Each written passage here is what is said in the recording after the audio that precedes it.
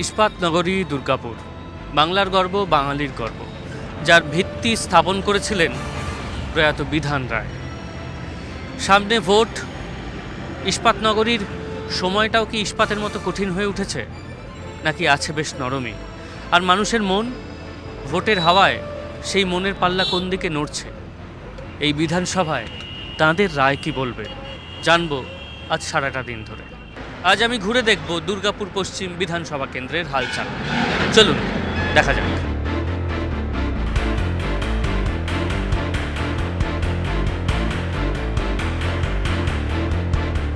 দুর্গাপুরে গত 5 বছরে নতুন কিছু হয়নি, না রাস্তাঘাট হয়েছে, না কোনো অন্য প্রশাসনিক বা কোনো স্কুল কলেজ, কোনোভাবেই দুর্গাপুরে 5 বছরে কিছু উন্নয়ন হয়নি। বরঞ্চ যেগুলো ছিল সেগুলো মেনটেন্যান্সই হচ্ছে না। এটা হচ্ছে দুর্গাপুরের বর্তমান পরিস্থিতি। দুর্গাপুরে মানে অ্যাজ এ সিটি খুবই ডেভেলপ, আমার যা মনে হয় আদার্স সিটির থেকে। দুর্গাপুর তো সাধারণত একটা শিল্পনগরী হিসেবে জানি, তো দুর্গাপুরের উন্নয়নটা আমরা বলতে পারি কি শিল্প কিছু ডেভেলপ হয়েছে সেটা আমরা চোখে পড়েনি। আপনি যদি অঙ্গদপুর মায়াবাজারের দিকে যান, যেখানে আমাদের মেন কারখানাগুলো থাকে, প্রচুর বন্ধ হয়েছে। এবারে সেই জায়গাটা একটা তো এমপ্লয়মেন্টের একটা ডিক্রিজ হয়েছে। এবারে দুর্গাপুরে যে হিউজ একটা ইউথ পপুলেশনটা একটা তো জায়গায় মার খাচ্ছে। এখানকার ধরুন যে মেয়র বা যে কাউন্সিলর কাম মেয়র, তিনি এত কাছের মানুষ, আমাদের এখানে আসেন, প্রতিটা মানুষের সাথে ভায়া মিডিয়া হোক ডাইরেক্টলি হোক তাদের সাথে যোগাযোগ আছে, অভাব অভিযোগ নিয়ে তিনি কুইক অ্যাকশন নেন। 4.5 বছর ধরে মেয়র যিনি আমাদের এই বিধানসভার কেন্দ্রের প্রার্থীও, এবার প্রার্থী হয়েছেন, আগেরবারও বিধানসভা এখানে তার এমএলএ, তাকে আমরা এই 4.5 বছরে কোথাও দেখতে পাইনি রাস্তাঘাটে। আজকে আমি বিসিএ পাস করেছি, বিসিএ পাস করে একটা স্মার্ট সিটি ডিক্লেয়ার হলো এখানে, সেখানে একটা কোনো আইটির কোনো সেক্টর নেই, খোলা নেই, কোথায় চাকরি করবো? ওয়েবেল একটাই খোলা হয়েছিল, সেই জায়গাকার অবস্থা আমরা দুর্গাপুরবাসীরা জানি যে কী অবস্থা, ওখানকার ছেলেরা চাকরি করে মাইনে পায় না ঠিকঠাক রকমভাবে। ডিপিএলে কোকোভ্যান্ট প্ল্যান্ট বন্ধ হয়ে গেছে, সমস্ত সামগ্রিক দুর্গাপুরে বেশিরভাগ যে স্পঞ্জ আয়রন যা যা কারখানাগুলো ছোটোখাটো যেগুলো ছিল সেগুলো পুরোপুরি বন্ধের মুখে বা বেশিরভাগটাই ধুঁকছে। তাহলে এবার আগামী দিনে আমাদের ভবিষ্যৎ কী হবে সেটা দেখার বিষয়।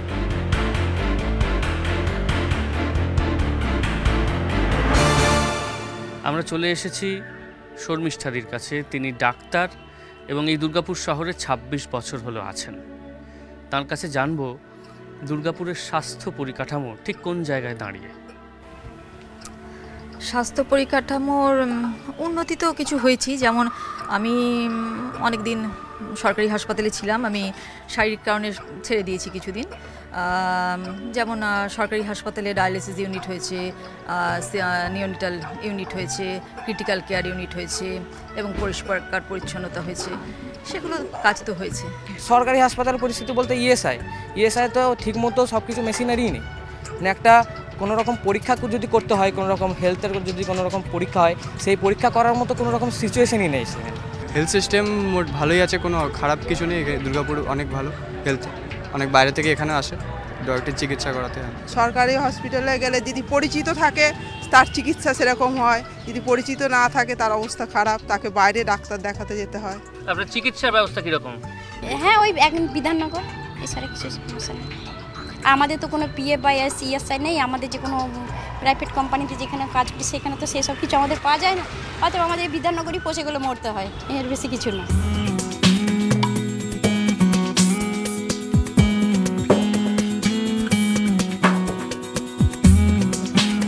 অনেকক্ষণ ঘোরাঘুরি হয়েছে, এবার একটু গলা ভিজিয়ে নেওয়ার পালা। আর লাল চা না হলে আমার আবার দিন চলে না। এখানে দেখছি দিব্যি ছাউনি দেওয়া চায়ের দোকান, সকালে সবাই বসিয়ে জমিয়ে চা খাচ্ছেন, আমি আর লোকটা সামলাতে পারলাম না।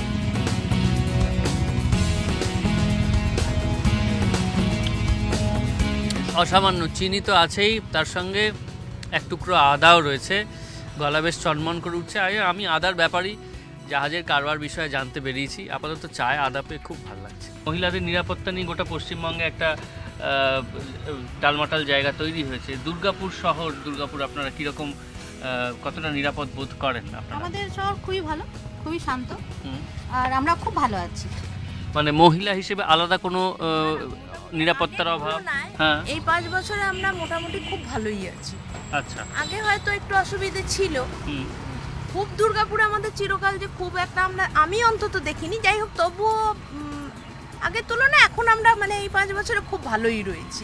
তা স্বাধীনতা থেকে, হাঁটা চলার স্বাধীনতা থেকে, কথা বলার স্বাধীনতা থেকে মোটামুটি আমরা ভালো ঠিকই আছে। দুর্গাপুরে ছিনতাইবাজদের সংখ্যা বেশি, কারণ এখন দুর্গাপুরে কি হয়েছে, আগে সব সেলের মানুষরা ছিল, লোকজন ছিল, এখন কি আদার্স বাইরের থেকে সব ঢুকছে, যার জন্য ছিনতাই। মহিলারা কোনো মানে সোনা গয়না কিছুই পরতে পারে না। রাত্রে আগে আমরা নিশ্চিন্তে ঘুরে বেড়াতাম অনেক রাত অবধি, এখন কিন্তু ভরসা হয় না আমাদের। নিরাপদ বলতে গেলে অনেকটাই আছে, কারণ আমরা যে এলাকাতে দিকে থাকি টাউনশিপে অনেকটাই নিরাপদ অনেক আছে, খুব কম না। কিন্তু একটু সাইডের দিকে গেলে, একটু যেমন অন্য সাইডগুলোতে গেলে, মানে ডিএমসি দিয়ে কোনো এলাকাগুলোতে যাওয়া যায়, সেখানে একটু কম থাকে নিরাপত্তাটা, একটু ফাঁকা থাকে রাস্তাঘাট। গত 5 বছরে দুবার দুর্গাপুর খবরের কাগজে এসছে। একবার হচ্ছে পেয়ালাতে একটি ধর্ষণ, আর দ্বিতীয়বার হচ্ছে দুর্গাপুরে কোন ব্যাংক কর্মী একটি অসামাজিক ঘটনা। দুটোই হচ্ছে অসামাজিক ঘটনা। হ্যাঁ, মানে এই অসামাজিক ঘটনাগুলো হয়তো আগেও ছিল, আমরা জানতে পারতাম না, এখন হয়তো আমরা জানতে পারছি, সেটা ঠিক বোঝা যাচ্ছে না। কিন্তু যেটা নারী নিরাপত্তা সেটা কিন্তু দুর্গাপুরে কিন্তু অন্তত অতটা সেরকম ঘাটতি হয়নি, যদিও আমরা কিন্তু ভয় পাচ্ছি একটা। আমি দুর্গাপুরে আছি সিন্স 2002, তখন থেকেই দুর্গাপুরকে দেখছি সেফ। দুর্গাপুর সেই অর্থে তেমন সমস্যা যদিও না থাকে, দু একটা ঘটনা ঘটেছিল ছোটোখাটো, কিন্তু তবুও এখন বেরোতে সাহস পায় না। আমরাই রাত্রি 10টার পরে থাকতে আমরাই ভীত এখন এই অবস্থা। সময় এলো শুকনো পাতা উড়িয়ে দেবার, পুড়িয়ে দেবার, বসন্তকে সঙ্গী করে হৃদয়টাকে জড়িয়ে দেবার। শেষ বসন্তে শুকনো পাতার উপর দিয়ে হেঁটে আমরা ঘুরে বেড়াচ্ছি দুর্গাপুরে।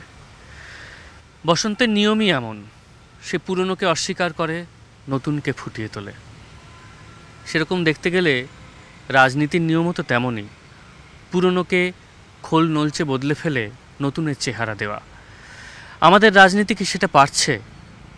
আসছে বিধানসভা নির্বাচনে দুর্গাপুর কি পুরনোকে ফেলে নতুনকে আঁকড়ে ধরে দাঁড়িয়ে উঠতে পারবে?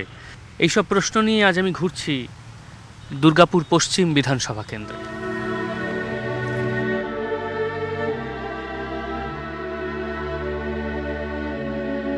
সবুজ পাতার মধ্যে যেমন কিছু শুকনো পাতা পড়ে থাকতে দেখা যায়, তেমনি দুর্গাপুরের আপাত গতিময়তার মাঝখানে স্তব্ধ হয়ে দাঁড়িয়ে আছে এই কারখানাটি। MAMC যার পুরো নাম। খনির জন্য যন্ত্র তৈরি হতো এখানে, কিন্তু 2002 সালে কারখানাটি বন্ধ হয়। আজ 2016, এই 14 বছর কারখানার কর্মীরা বনবাস পালন করছে। সরকার আসছে, সরকার যাচ্ছে, প্রতিশ্রুতিও আসছে, কিন্তু প্রতিশ্রুতি ফলপ্রসূ হচ্ছে কি? শুনবো এই কারখানারই কর্মীদের কাছ থেকে। আমরা দিন দেখে আছি, যখন আমরা সিঙ্গল ছিল, যা হোক দুটো সেকেন্ড রুটি যা করে খাচ্ছিলাম, যখন 2 বছর 11 ওরা যখন নিজে ক্ষমতা এসেছে, মোটামুটি বছরখানিক কারেন্ট চললো। বছরখানিক কারেন্ট পরে দিন আমাদের বললে ঠিক আছে, তুমি আমাদের একটা হেল্প করুন, আমি তোমাকে কিছু টাকা দেবো, আমি কারেন্ট চালাবো। কারেন্ট করবো বলে আজ পর্যন্ত কারেন্ট বন্ধ হয়ে গেছে, আমাদেরকে বার করে দিয়েছে, এখনও কিছু বল পাইনি। হ্যাঁ, যেটা আমার পাশে যেটা আমাদের হিসাব ছিল, কাজ যেটুকু করেছিলাম সেটা মোটামুটি 40-45 টাকা করে যাকে যেরকম দিয়েছে, আর বাকি 1 পয়সা পাইনি। ওরা আজকে আমাদের ছেলে মেয়েকে মানে না খাওয়ার ব্যাগ মরছে করে, আমাদের নিজের বউকে পাঠাচ্ছি কোয়ার্টারে বাসন দেওয়ার জন্য। আজকে এই আবার পড়ে আছি আমরা, ছেলে মেয়েটা পড়াতে বন্ধ করে দিলাম, বই কিনছে পড়াশোনা এটা করে পড়াবো। সামনে আবার ভোট আসছে, একটা নির্বাচন, প্রার্থীরা আছেন, কেউ না কেউ জিতে আসবেন। আপনারা কি কারখানাটা নিয়ে এবার কিছু দাবি তুলছেন, লড়ছেন? আমরা তো দীর্ঘদিন ধরে দাবি তুলছি, এবং ভারত সরকার যদি অনুমতি না দেয়, 3টে কোম্পানি, কোল ইন্ডিয়া, ডিভিসি এবং ভারত আর্কমুভার্স, এটা ডিফেন্সের আন্ডারে, ডিফেন্স যদি একটু অনুমতি দেয় এবং রাজ্য সরকারকেও একটু নড়ে চড়ে বসতে হবে, কেন্দ্রীয় সরকারের উপর চাপ সৃষ্টি করতে হবে, তাহলেই কিন্তু কারখানাটা আবার খুলবে, এখানকার আর্থসামাজিক অবস্থারও উন্নতি ঘটবে। আমি সামান্য 2 কলম লিখি, এই সমস্ত মানুষজনের সামনে এসে দাঁড়ালে মনে হয় কী বা করতে পারে সেই লেখা, আর কতটুকুই বা করতে পারি আমি। কিন্তু এদের মুখে যে প্রশ্ন, তার উত্তর কোথায় আছে সে কথা আমি জানি না, আপনারাও হয়তো জানেন না, কিন্তু আমার কাজ প্রশ্ন তোলা। তাই সকলের সামনে প্রশ্ন তুললাম, এদের মুখের গ্রাস কবে ফিরে আসবে, কবে আবার স্কুল যাবে এদের বাড়ির ছেলেমেয়েরা? এতে অধিক টাকা করি, মানুষ করছে কত অন্যায়, করছে কত 2 নম্বরই। এই ভোটের জায়গায় বলো, যেখানেই বলো, সবখানে ওই একই ব্যাপার। টাকা পয়সা ছাড়া কোনো কিছু হয় না, আবার টাকা পয়সা দিয়ে সব কিছু পাওয়া যায় না। টাকা ছাড়া প্রাণ বাঁচে না, আবার টাকা দিয়েও প্রাণ যায় না কেন? টাকা দিয়ে মাথা কেনা যায়, হৃদয় যায় না কেন? এর চেয়ে বড় কথা এই মুহূর্তে দাঁড়িয়ে আর কিচ্ছু নেই, যে টাকা দিয়ে মাথা কেনা যায়, হৃদয় কেনা যায় না। যখন আমাদের চারপাশে বহু বহু শ্রদ্ধেয় মাথা বিকিয়ে যেতে ব্যস্ত, সেখানে হৃদয়ের যে এখনো বিক্রি বাটা শুরু হয়নি, এইটি যথেষ্ট।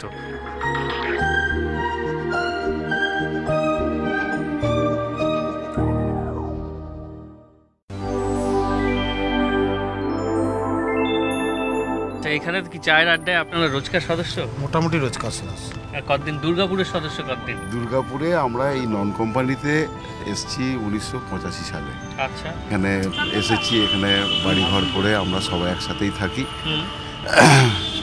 আর এই বাকি যারা রয়েছেন এরা সবাই আমার প্রতিবেশী। এখানে আপনিও 85 থেকে এখানে? না, আমি 85 থেকে না, আমি 1996 থেকে এখানে। আচ্ছা, তাও 20 বছর হলো? হ্যাঁ, 20 বছর প্লাস। আপনাদের কোনো অভিযোগ আছে দুর্গাপুরে যা আপনারা বলতে চান? অপ্রাপ্তিক অভিযোগ? আমাদের এই এলাকায় আমি তো ধরুন অনেক দিন ধরে আছি এখানে। ধরুন আগে মানুষ হাঁটতে পারতো না, অ্যাক্সিডেন্টের পসিবিলিটি বেশি ছিল, রাস্তাঘাট যা গর্ত ছিল, খানাখন্দরে ভর্তি ছিল। এখানে মাঠটা ভয়ানক বাজে জায়গা ছিল, ক্রাইম অ্যাক্টিভিটি ছিল। তো সেই সমস্ত জায়গা থেকে আজকে মানুষ অনেক ফ্রি এবং ফেয়ারভাবে যাতায়াত করে। এখানে লোকে আগে রোডে হাঁটতে পারতো না, সেই রোডটা আজকে ঝাঁ চকচকে রোড হয়েছে, রাস্তায় আলো জল যেগুলো একটা সাধারণ মানুষের দরকার আমরা সেগুলো পাই। সাধারণ মানুষের ক্ষেত্রে হলে পরিবহন ব্যবস্থাটা উন্নতি হওয়া দরকার, আর রাস্তাঘাট বিশেষ করে ফুটপাথ থাকা দরকার। কারণ আমরা যারা বয়স্ক মানুষ, এত দুর্গাপুরে গাড়ির সংখ্যা বেড়ে গেছে, ফুটপাতে কিন্তু সেরকম স্পেস খুবই কম। ট্রাফিক পুলিশ যে কন্ট্রোল করবে সেটাও নেই, চৌরাস্তা মোড় প্রতিটা খেপে আছে, কিন্তু কোনো ট্রাফিক ব্যবস্থা নেই, সিগন্যাল ব্যবস্থা নেই। মানে আমাদের তো সবই তো বয়স্ক হয়ে গেছে, হাঁটা চলার পক্ষে আমাদের খুব দুঃসাধ্য হয়ে যাচ্ছে।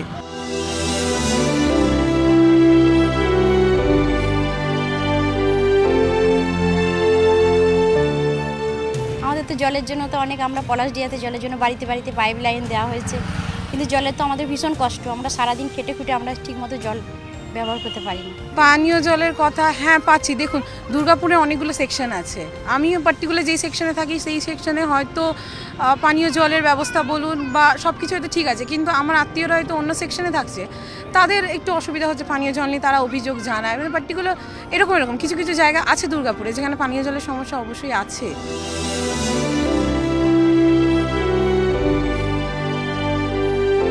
আমরা চলে এসেছি, এই মুহূর্তে দাঁড়িয়ে আছি দুর্গাপুরের শ্রী অমিতাভ চক্রবর্তীর বাড়ির দোতলার চমৎকার একটি ছিমছাম বারান্দায়, যেখান থেকে অনেকটা দূর দেখা যাচ্ছে।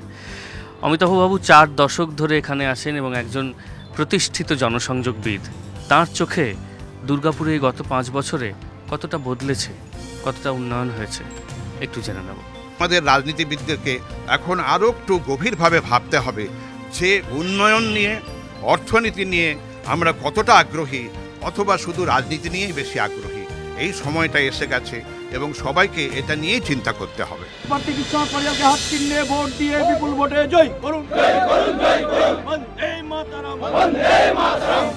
আমরা এসে পৌঁছেছি মিটিং ভাঙার ঠিক পর মুহূর্তে, যেখানে একটু আগেই মঞ্চে বক্তৃতা করছিলেন দুর্গাপুর পশ্চিম বিধানসভা কেন্দ্রের এবারের জোট প্রার্থী, কংগ্রেসের হয়ে যিনি দাঁড়িয়েছেন, বিশ্বনাথ পারিয়াল।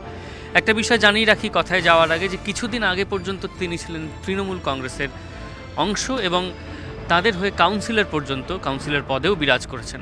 আজকে তিনি কংগ্রেসের হয়ে লড়ছেন খোদ তৃণমূল কংগ্রেসের বিরুদ্ধে। তৃণমূলের কাজকর্মে এখানে খুশি নন দাদাটা? তৃণমূলের কাজকর্মে খুশি হলে আমি তৃণমূল কংগ্রেস ছেড়ে নিশ্চিতভাবেই জাতীয় কংগ্রেসের পতাকাটাকে হাতে তুলে নিতাম। তৃণমূল কংগ্রেসের কাজকর্মতে টানা 5 বছর ধরে কাজ করার সুযোগ থেকে বঞ্চিত হচ্ছিলাম, কারণ কাজ করাটা আমার নেশা এবং আমি গত 20 বছর ধরে নির্বাচিত জনপ্রতিনিধি হিসাবে কাজ করার সুযোগ পেয়েছি। মানুষ আমায় বারবার ভোট দিয়ে নির্বাচিত করেছে এবং সেখানে কাজের সুযোগ থেকে যখন আমায় বঞ্চিত করা হচ্ছিল তখন আমি বিদ্রোহ করতে বাধ্য হয়েছি।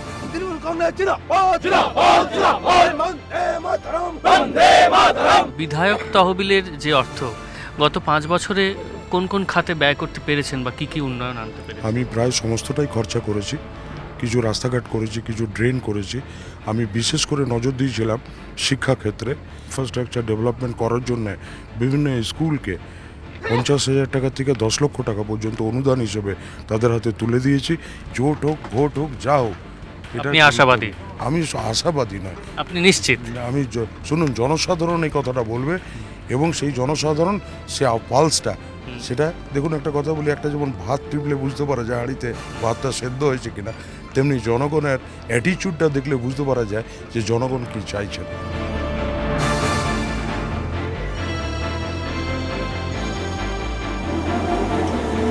দিনের শেষে ঘুমের দেশে যাওয়ার আগে দুর্গাপুরে এসেছি যখন, একটু পেট পুজো না করলে তো চলে না।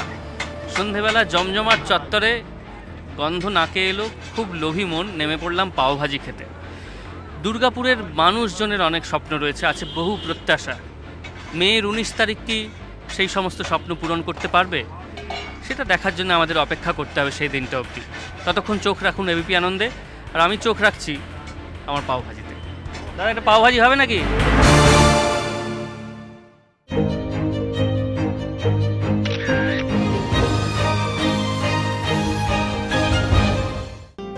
নিবেদন করছে অরিশ শেয়ার প্লাস প্রিমিয়াম। মজবুত চুল, তাই মজবুত confidence. Dolphin school of hotel management, course থেকে শুরু করে বিদেশে চাকরির সেরা ঠিকানা। ডালমিয়া সিমেন্ট, সম্পর্ক গড়ে, দেশ গড়ে। ডিউলেক্স ওয়েদার শিল্ড, দূর থেকে সুন্দর, কাছ থেকে সলিড। পার্টনার বাই দর্শন ব্ল্যাকস্টোন আগরবাতি, সুগন্ধের শেষ কথা। বিবেকানন্দ হসপিটাল, দুর্গাপুর, আমরা জানি জীবনের মূল্য। সানরাইজ মশলা, স্বাদ জমাটি মশলা খাঁটি। লয়েড এয়ার কন্ডিশনার্স, যা দেয় খুশির গ্যারান্টি। এবং ব্রেইন পার্টনার দ্য টেলিগ্রাফ।